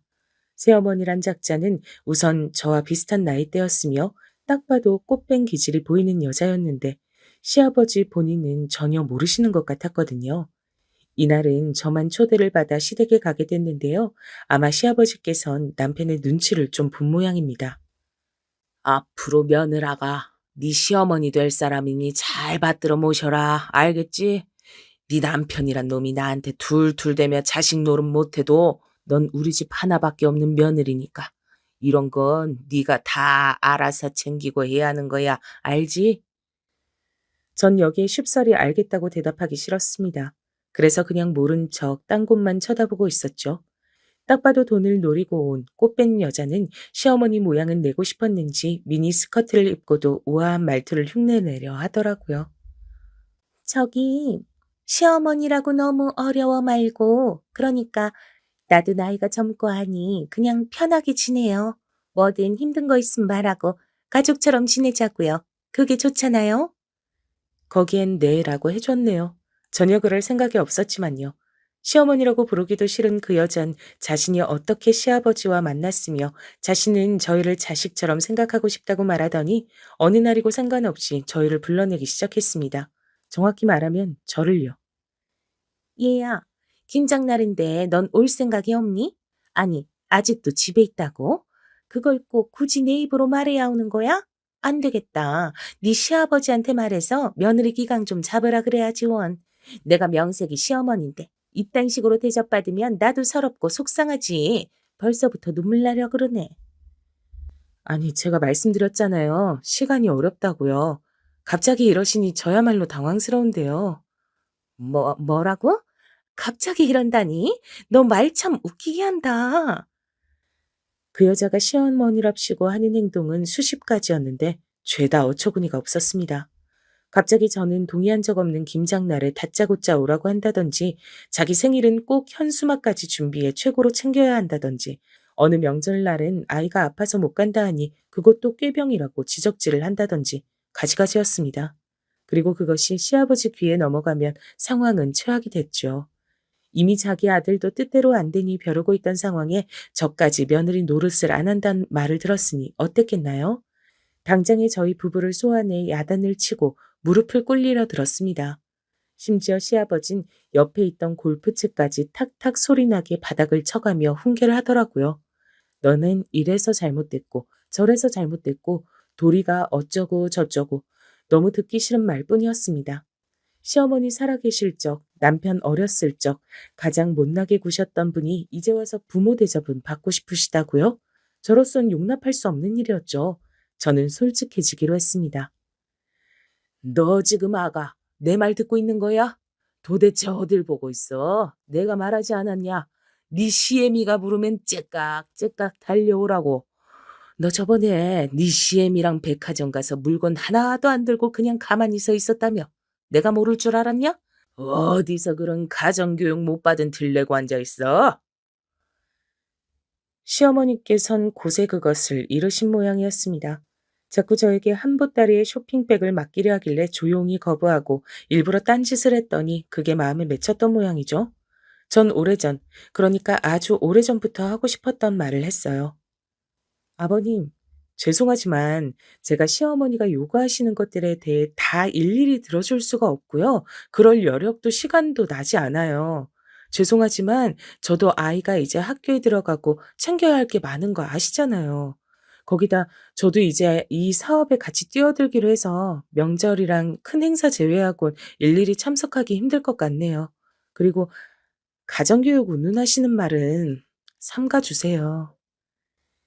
남편은 제 말에 약간 놀란 기색이었습니다. 남편 또한 시아버지에게 적잖은 반감은 품고 있긴 했어도 그것을 딱히 드러내진 않고 있었거든요. 새 시어머니라니 어이가 없어. 당신은 화 안 나? 나도 화나. 근데 저런 사람 내 아버지로 생각하지 않은 지 오래고 더 이상 상대하고 싶지도 않아. 없는 사람 대하듯 하고 싶어. 남편은 당시 저런 말을 하며 시아버지란 존재 자체를 회피하는 느낌이었답니다. 근데 제가 여기서 바로 반항이란 걸 해버린 거죠. 절대 당신 뜻대로 해주지 않겠다는 뜻을 전달한 겁니다.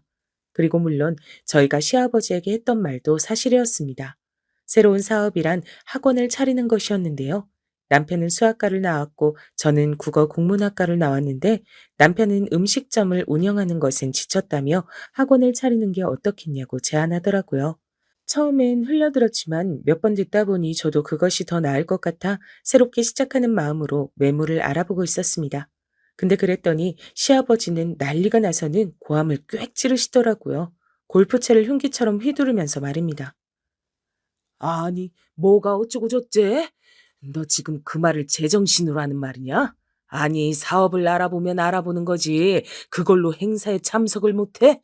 니들 굴다 군기가 단단히 빠져도 빠졌구나. 말도 안 되는 소리 집어치우고 이번 주 주말 우리 친척들 이번에 여기로 놀러 온다고 하니 한식당 니네가 알아서 예약해두고 일도 척척 진행시켜라. 안 그랬다간 연을 끊어버릴 줄 알아. 연을 끊는다는 게 무슨 말씀이세요? 말 그대로지 무슨 말이야? 세상에, 자식이 자기 뜻대로 안 된다고 골프채를 휘두르는 사람이 어딨단 말인가요? 전 더 이상 상대할 필요도 못 느껴 골프채를 휘두르는 시아버지에게 더 당당히 나갔습니다. 절대 참석하지 않겠다고요. 저희를 이렇게 물건처럼 대하시는 시아버지라면 더더욱이 그러고 싶지 않다고요. 그리고 연을 끊어야 한다면 그렇게 할게요. 어머머, 얘 말하는 것 좀 봐라. 싸가지를 국에 밥 말아 처먹었나? 어디니 시아버지가 봉으로 보이냐? 얘, 내가 너 지금까지 버릇없이 군 것도 일절 말 안 하고 참고 있어줬더니 어디서 지금 대들고 자빠져 있어? 네 시아버지가 얼마나 너희들을 끔찍이 생각하는데. 여보, 더 말할 필요 없어요. 그냥 얘들 멋대로 하게 두자고요. 니들한텐 재산 1원도 안 갈 줄 알아라? 네. 그럼 감사하네요. 사실 저희도 더 이상 신경 쓰고 얽매이고 싶진 않거든요. 그럼 서로 이쯤에서 마무리할까요? 그 친척 행사도 어머님께서 다 주관하시고요. 그리고 아버님, 전부터 말씀드리고 싶었는데 아버님이 어린 시절 이희한테 어떻게 대하셨는진 아버님이 더 잘 아시죠? 아버님이 어머님 무차별적으로 때리시고 의심하시고 어린 시절 이 사람한테 개밥을 줘가면서 밥알 주워 먹으라고 시켰던 거 말도 안 되는 체벌하시는 거 저 다 들었어요. 이 사람이 사람이 착하고 순해서 아버님 얼굴 보고도 참고 사는 거지. 만약 진짜 시어머니께서 살아계셨다면 저는 정말 못 참았을 거예요. 저희 재산 같은 거 바란 적 없어요. 처음부터 저희 힘으로 살았고 앞으로도 그럴 거고요. 그러니 더 이상 사람 조정하려 들지 마세요. 시어머니까지 옆에서 같이 맞장구 치고 드는데 이건 아니다 싶어 못을 박아버렸습니다. 매듭을 지어버린 거죠. 남편의 어린 시절 얘기를 듣고 나선 건 처음이었습니다. 그러자 시아버지께서 약간 당황하신 기색이더라고요. 이런 얘기까지 들고 나올 줄 몰랐던 건지 말입니다. 저는 남편의 손을 잡고 그대로 일어서 나왔습니다. 뒤에 어떤 후폭풍이 있을진 예상이 됐지만 그 순간엔 그래야 했죠. 그런데 일이란 참 이상하게 흘러가더라고요. 저희가 먼저 인연 끊자는 말에 알겠다고 대답을 해오니 딴에 아쉬웠나 봅니다.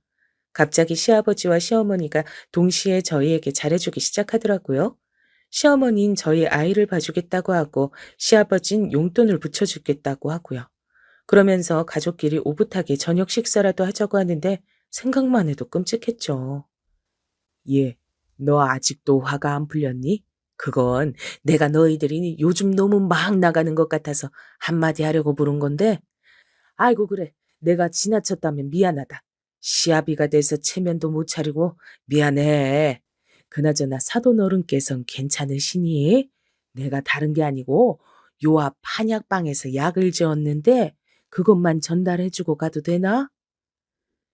굉장히 사근사근한 말투로 제 안부며 저희 아이의 안부며 제 남편의 눈치까지 살피는데 우스웠죠. 시아버지께서 이러는 이유를 알고 있으니까요. 다름 아닌 용돈 때문이었을 겁니다. 구차하게 이런 문제엔 꼭 돈이 빠지질 않죠. 뻔하지만 그렇습니다. 저희가 다달이 시부모님께 줬던 용돈을 딱 끊었더니 거기서 머리 회전이 다르게 돌아간 거죠.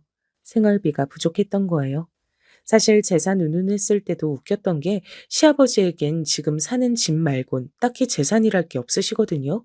본인은 시골에 땅도 있다, 뭐도 있다 허풍을 터시지만 그건 그야말로 전부 다 허풍에 불과했습니다. 남편에게 확인 사살한 거고요.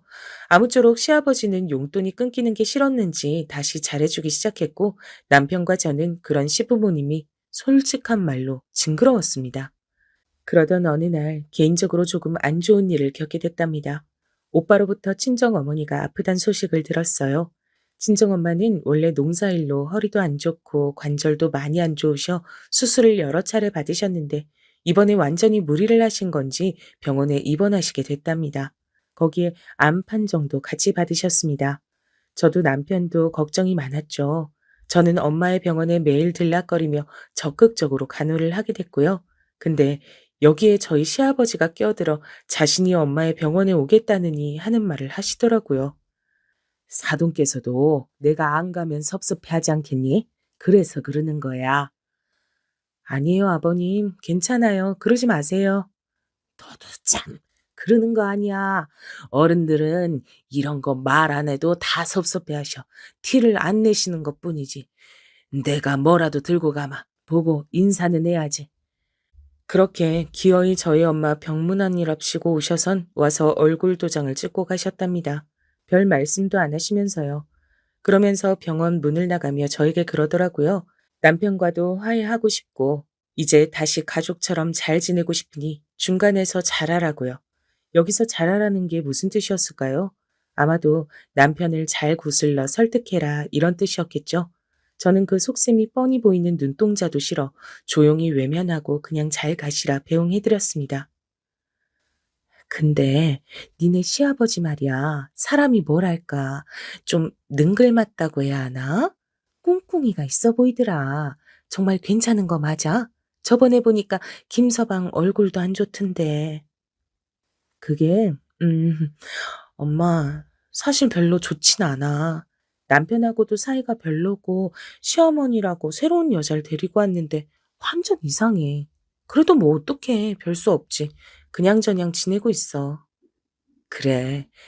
그래도 어른이 저렇게까지 하시는데, 니들이 한번 봐줘라. 이해심 넓은 사람이 원래 모자른 사람도 품어주고 그러는 거야. 저희 친정엄마는 원체 사람을 잘 미워하는 법이 없으셨고 그러지도 않으시려 했습니다. 제가 엄마에게 가장 많이 배운 게 있다면 자비와 사랑이란 단어였죠. 엄마는 어떤 상황에서도 사람을 용서하시려 했고 저에게도 그러라고 가르치셨으니까요. 그런데 글쎄요. 새 시어머니와 시아버지가 하는 행동을 보면 도무지 사람이란 생각이 점점 들지 않더라고요. 일단 새 시어머니의 행동으로 시댁에 큰 파란이 불어닥치게 됐는데요. 어느 날 시아버지가 울면서 전화를 하는 겁니다. 그것도 생전 말도 안 섞던 저희 남편에게 말입니다. 얘들아, 큰일 났다. 글쎄 미쳤나 봐. 이 여자가 글쎄 내 통장에 있는 돈을 싸그리 인출하더니 갖고 날라버렸어.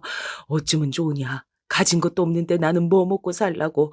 집 명의도 그 사람 걸로 해줬는데. 아이고, 나 큰일 났다. 집도 팔아버렸어. 뭐라고요? 그거 진짜예요? 사실 예상하던 상황이 펼쳐진 거나 다름없었죠. 어차피 딱 봐도 꽃뱀처럼 돈 노리고 들어온 여자였으니 언젠간 이런 일이 벌어질 줄 알았답니다. 다만 시기가 너무 일러 놀랐던 것뿐이었어요. 시아버지는 이 일로 어떻게 하냐며 경찰서를 왔다 갔다 하시고 저희 집을 들락거리며 별 요란을 다 떨었습니다. 세상에 저희가 비밀번호를 안 알려주자 저희 딸애한테 물어서 비밀번호를 외워 막 치고 들어오시더라고요. 그러면서 또 술에 취해 자기 한탄을 늘여놓는 거죠. 그러더니 여기서 더 나아가선 이제는 집도 절도 없는 신세가 됐으니 저희 보고 책임지라고 하더라고요. 저희 집에서 지내겠단 말이죠. 안 되겠다. 나도 면목은 없고 그래. 내가 우리 아들 어린 시절 못해준 거 다 너무 미안하고 죄스럽고 잘못했다. 근데 어쩌겠니? 상황이 이렇게 된 거 그냥 지금은 니들이 날 좀 받아줘라. 방 하나만 내줘. 내가 우리 손녀랑 같이 방 쓰마. 어? 아니, 아버님 무슨 말이에요. 저희 딸 아직 어려요. 상황은 안 됐지만 저희도 솔직히 선뜻 안 된다는 말은 잘 안 나가더라고요. 정말 밉고 싫은 시아버지였지만 어쨌건 사기를 당해 저러고 길바닥에 떠앉을 처지가 됐으니 말입니다. 그래도 남편이 거절을 못할 것 같아 제가 대신 하려고 하는데 남편이 나서더라고요. 아버지, 안 돼요. 죄송하지만 저희도 지금 방이 많은 것도 아니고 우리 지연이도 낯선 할아버지랑 지내면 불편할 거예요. 아이고, 꼭 이래야 하냐. 내가 빌어야 돼. 미안하다니까. 내가 정말 큰 죄 지었다고. 동네 사람들 나와보세요. 다 나와보세요. 나 정말 억울합니다. 그러더니 시아버지는 갑자기 창문을 열고 자식이 자기를 버리려 한다면 떠들썩하게 소리를 지르기 시작했습니다. 너무 놀랐죠. 근데 뻔뻔하게도 계속해서 소리를 지르더라고요. 그 소리에 저희 딸아이가 놀라 나와서는 도대체 할아버지가 왜 저러냐고 묻는데 할 말이 없었답니다. 진짜 요즘 말로 저희 시아버지 진상 중에 진상이었습니다. 결국 저와 남편은 상의 끝에 시아버지를 저희 집에 모시진 않고 근처 모텔을 잡아드리기로 했습니다. 한 달 장기로 끊어드리기로 했고 비용은 저희가 부담하기로 했고요. 솔직히 만만치 않았지만 그 수밖엔 없었습니다. 안 그러면 매일같이 저희 집을 찾아올 기세였거든요. 아이고, 꼭 이런 모텔이어야 하냐? 좀 좋은 호텔도 있을 텐데. 음, 그래, 뭐, 내가 무슨 힘이 있겠니? 시아버진 마지막 모텔에 들어가시기 전까지 이런 말을 구시렁거리시며 속을 긁었지만 가볍게 무시해버렸어요. 그것도 만족해라 속으로 말하면서요. 그리고 모텔 앞까지 바래다 드리고 오는데 속이 안 좋더라고요. 아무래도 시아버지로 인한 스트레스가 컸던 모양이었습니다. 시아버지에게 신경 쓰느라 엄마 병문안도 잘 못 가고 있었으니까요. 그래서 다음 날부턴 엄마도 잘 챙겨드려야겠다 생각하며 집으로 향하고 있었죠. 그러던 중 일이 터지고 말았습니다. 갑자기 천둥이 치더니 비가 후두둑 떨어지기 시작하더라고요.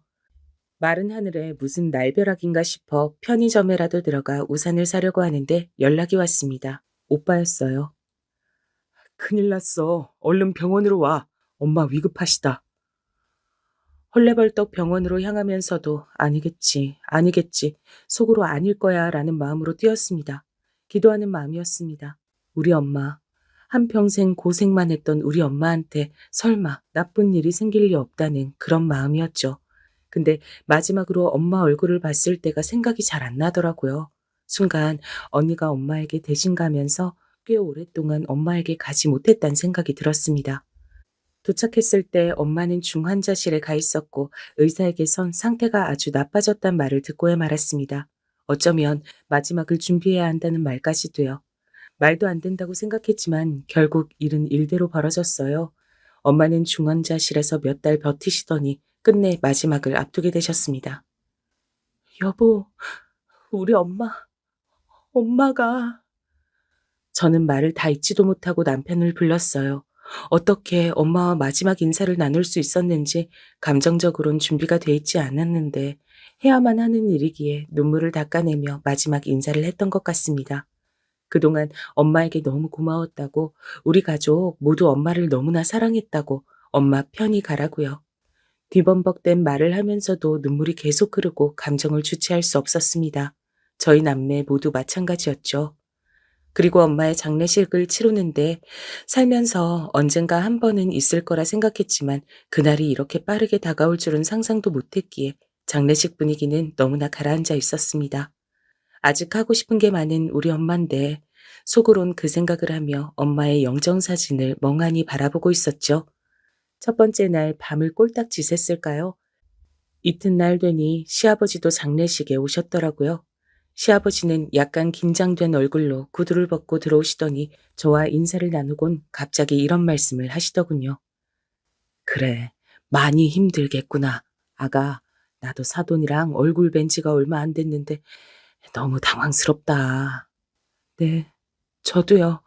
와주셔서 감사합니다. 저기 근데 말이다. 너도 알겠지만 사돈 정도면 이만하면 호상이야. 사랑하는 딸 곁에서 편히 가셨자니. 그리고 오늘 용돈 주는 날인 거 알지? 용돈 꼭 입금해야 한다. 모텔에 있으니까 불편한 게 이만저만이 아니야. 물도 더럽고 바닥은 말도 못하고 매일 쓸고 닦는데도 남의 집처럼 얼마나 불편한지 용돈이라도 넉넉히 줘야 내가 기분 전환도 하고 밖이라도 나가고 하지. 아무튼 잊지 말아라. 아가 너만 믿는다. 그 순간 머릿속이 멍해졌습니다. 앞이 컴컴해졌다고 해야 할까요? 내가 무슨 말을 들었는지 모르겠더라고요. 엄마를 잃은 충격이 가시지 않은 제가 가만히 있었더니 그때 우리 남편이 갑자기 시아버지의 멱살을 잡고 조용히 따라오라고 하더라고요. 남편이 뒤에서 이 얘기를 다 듣고 있었던 줄은 몰랐습니다. 저도 모르게 남편을 엉겁결에 같이 따라 나갔죠. 당신은 인간도 아니야. 오늘 끝장 보자. 남편은 장례식 바깥에서 그대로 주먹으로 시부의 얼굴을 때렸습니다. 내리 꽂았다는 표현이 맞겠네요. 누가 보면 폐륜이라고 할 만한 행동이었지만 남편에겐 그리고 저에겐 정당한 대처였습니다. 그리고 나서 남편은 지금껏 가슴에 담아두고 있었던 한 맺힌 말들을 울부짖듯 쏟아냈어요. 당신이 우리 엄마와 나한테 한 짓, 나는 그 모든 것을 당하고 지켜보면서도 가만히 있었어. 당신이 내 아버지란 이유 하나만으로, 날 놔줬단 이유 하나만으로. 근데 천륜? 그딴 거 다 필요 없어. 당신은 인간도 아니야. 내 장모님에게 그런 말 하는 인간이 어떻게 인간이야? 이건 짐승이지. 뭐? 용돈? 이제 영원히 없을 거야. 당신을 구제해 줄 사람은 영영 없을 거라고. 노숙자나 돼서 어디 한번 밑바닥까지 쳐봐. 저는 남편이 이 말을 뱉으면서 또 무르지 않을 거라고 생각했습니다. 성정이 착하고 연한 사람이었지만 악에 차 뱉었던 그 말에 너무나 큰 아픔과 고통, 그리고 더 참지 못하겠단 마음, 이 모든 게 담겨져 있었거든요. 시아버진 씩씩거리며 이 와중에도 자신이 뭘 잘못했냐고 하더라고요. 자식 새끼 이래서 키워줘도 소용없다는 거야. 뭐 노숙자? 이런 썩을 놈이 다 있나. 세상에 지아비를 노숙자 만들겠다는 자식이 어딨어? 그럼 자식을 마음껏 종부리듯 부리는 부모는 세상에 어딨답니까? 이제 그만 추접한 꼴 보이세요, 제발. 저희 엄마 장례식에 와서 뭐? 호상이요? 미치셨어요? 좋은 말로 할 때 가세요. 안 그러면 저 뭔 짓을 할지 몰라요. 남편과 저희 친정엄마의 사이가 좋았던 것도 좋았던 거지만 남편이 시아버지에게 감정이 좋지 않았던 이유, 바로 어린 시절부터 성인이 되어서까지도 내내 남편을 못살게 굴었던 점들이 모두 화해의 이유였겠죠. 아주 정당한 이유요. 저는 그때 약간 정신이 차려졌고 엄마의 장례식을 무사히 다 치러낼 수 있었습니다. 그날은 버럭 화를 내셨지만 그 후 시아버지는 잘못했다며 저희 집에 와서 빌고 또 나름대로의 방법을 쓰셨죠. 돈을 얻어내기 위해서였습니다. 얘들아, 나 버리지 마라. 그러지 마. 나 너무 힘들고 배고프고 아무것도 못하겠다. 경찰에 신고할 거니 오지 마세요. 저희는 아이 시아버지를 고소해서 접근 자체를 하지 못하게 했고 지원도 완전히 끊어버렸답니다. 덕분에 시아버진 지금 어디 지하철역 근처에서 노숙을 하며 지내고 있습니다. 배고프다, 굶어 죽을 것 같다. 아주 가끔씩 저희 딸의 학교를 찾아와 정문 앞에서 그런 말을 한다는데 딸아이도 이미 알 건 다 아는지라 할아버지를 보면 도망친다고 하네요. 아마 시아버지께서 저희 친정엄마 장례식에 와 그런 말까지 하지 않았다면 조금 더 관계가 지속됐을 수 있을 겁니다. 하지만 언젠간 끊겼을 관계였겠죠. 혹시 저희 구독자분들에게도 이런 관계가 있으실까요? 끊어내고 싶을 만큼 고통스러운 관계요. 그게 가족이라면 아마 고통이 더 크실 겁니다. 저도 그랬으니까요. 그저 저의 경험을 바탕으로 말씀드리고 싶은 게 있다면 여러분을 괴롭히게 하시는 관계라면 거리를 두시고 웬만하면 끊으시는 게 좋습니다. 최대한의 거리를 두는 걸 먼저 추천하고요. 어차피 여러분에게 결국은 해만 주고 상처만 입힐 존재들이기 때문이죠. 아름답고 충만해도 충분할 인생을 그런 사람들로 채운다면 너무 가슴 아픈 일 아닐까요? 또 한 가지 더 말씀드릴 게 있다면 이 사건 이후 저희 남편의 변화도 큰데요. 남편은 어쩐지 무척이나 마음이 후련한 상태가 됐답니다. 요즘은 매일 안 하던 운동도 나가고 삶의 의욕 자체가 높아졌어요. 진즉에 했어야 할 일을 너무 늦게 했다 하더라고요. 어렸을 때 어린 내가 엄마를 못 지켜줬을 때 내가 많이 미웠거든. 엄마가 돌아가셨을 때도 그랬고. 근데 참는 게 능사가 아니었어. 때론 화도 내고 내 감정도 표출했어야 하는데 내가 아버지를 너무 많이 참아주고 살았지. 지금은 너무 좋아. 속이 후련해. 당신이 또 잘했다고 해줘서 고맙고 엄마한테도 떳떳한 기분이야. 남편은 저에게 이런 말을 해주곤 한답니다. 참 듬직한 남편이죠. 저는 앞으로 우리 착한 남편이 다른 사람들에게 당하지 않고 어린 시절 힘든 기억에서 벗어나 이젠 정말로 행복한 일들만 가정 울타리 안에서 마음껏 겪고 누리며 살았으면 좋겠습니다. 저희 딸과 제가 함께일 테니 그럴 수 있겠죠. 여러분도 마음으로 많이 응원해 주셨으면 좋겠네요. 그럼 지금껏 한불이었을 제 이야기 들어주시느라 고생 많으셨고 들어주신 여러분들 모두 행복하시길 바랄게요. 저는 조용히 구독자로서 앞으로 또 올라올 사연들을 기다리고 기대하며 여러분의 앞날을 기원하도록 하겠습니다. 그럼 안녕히 계세요.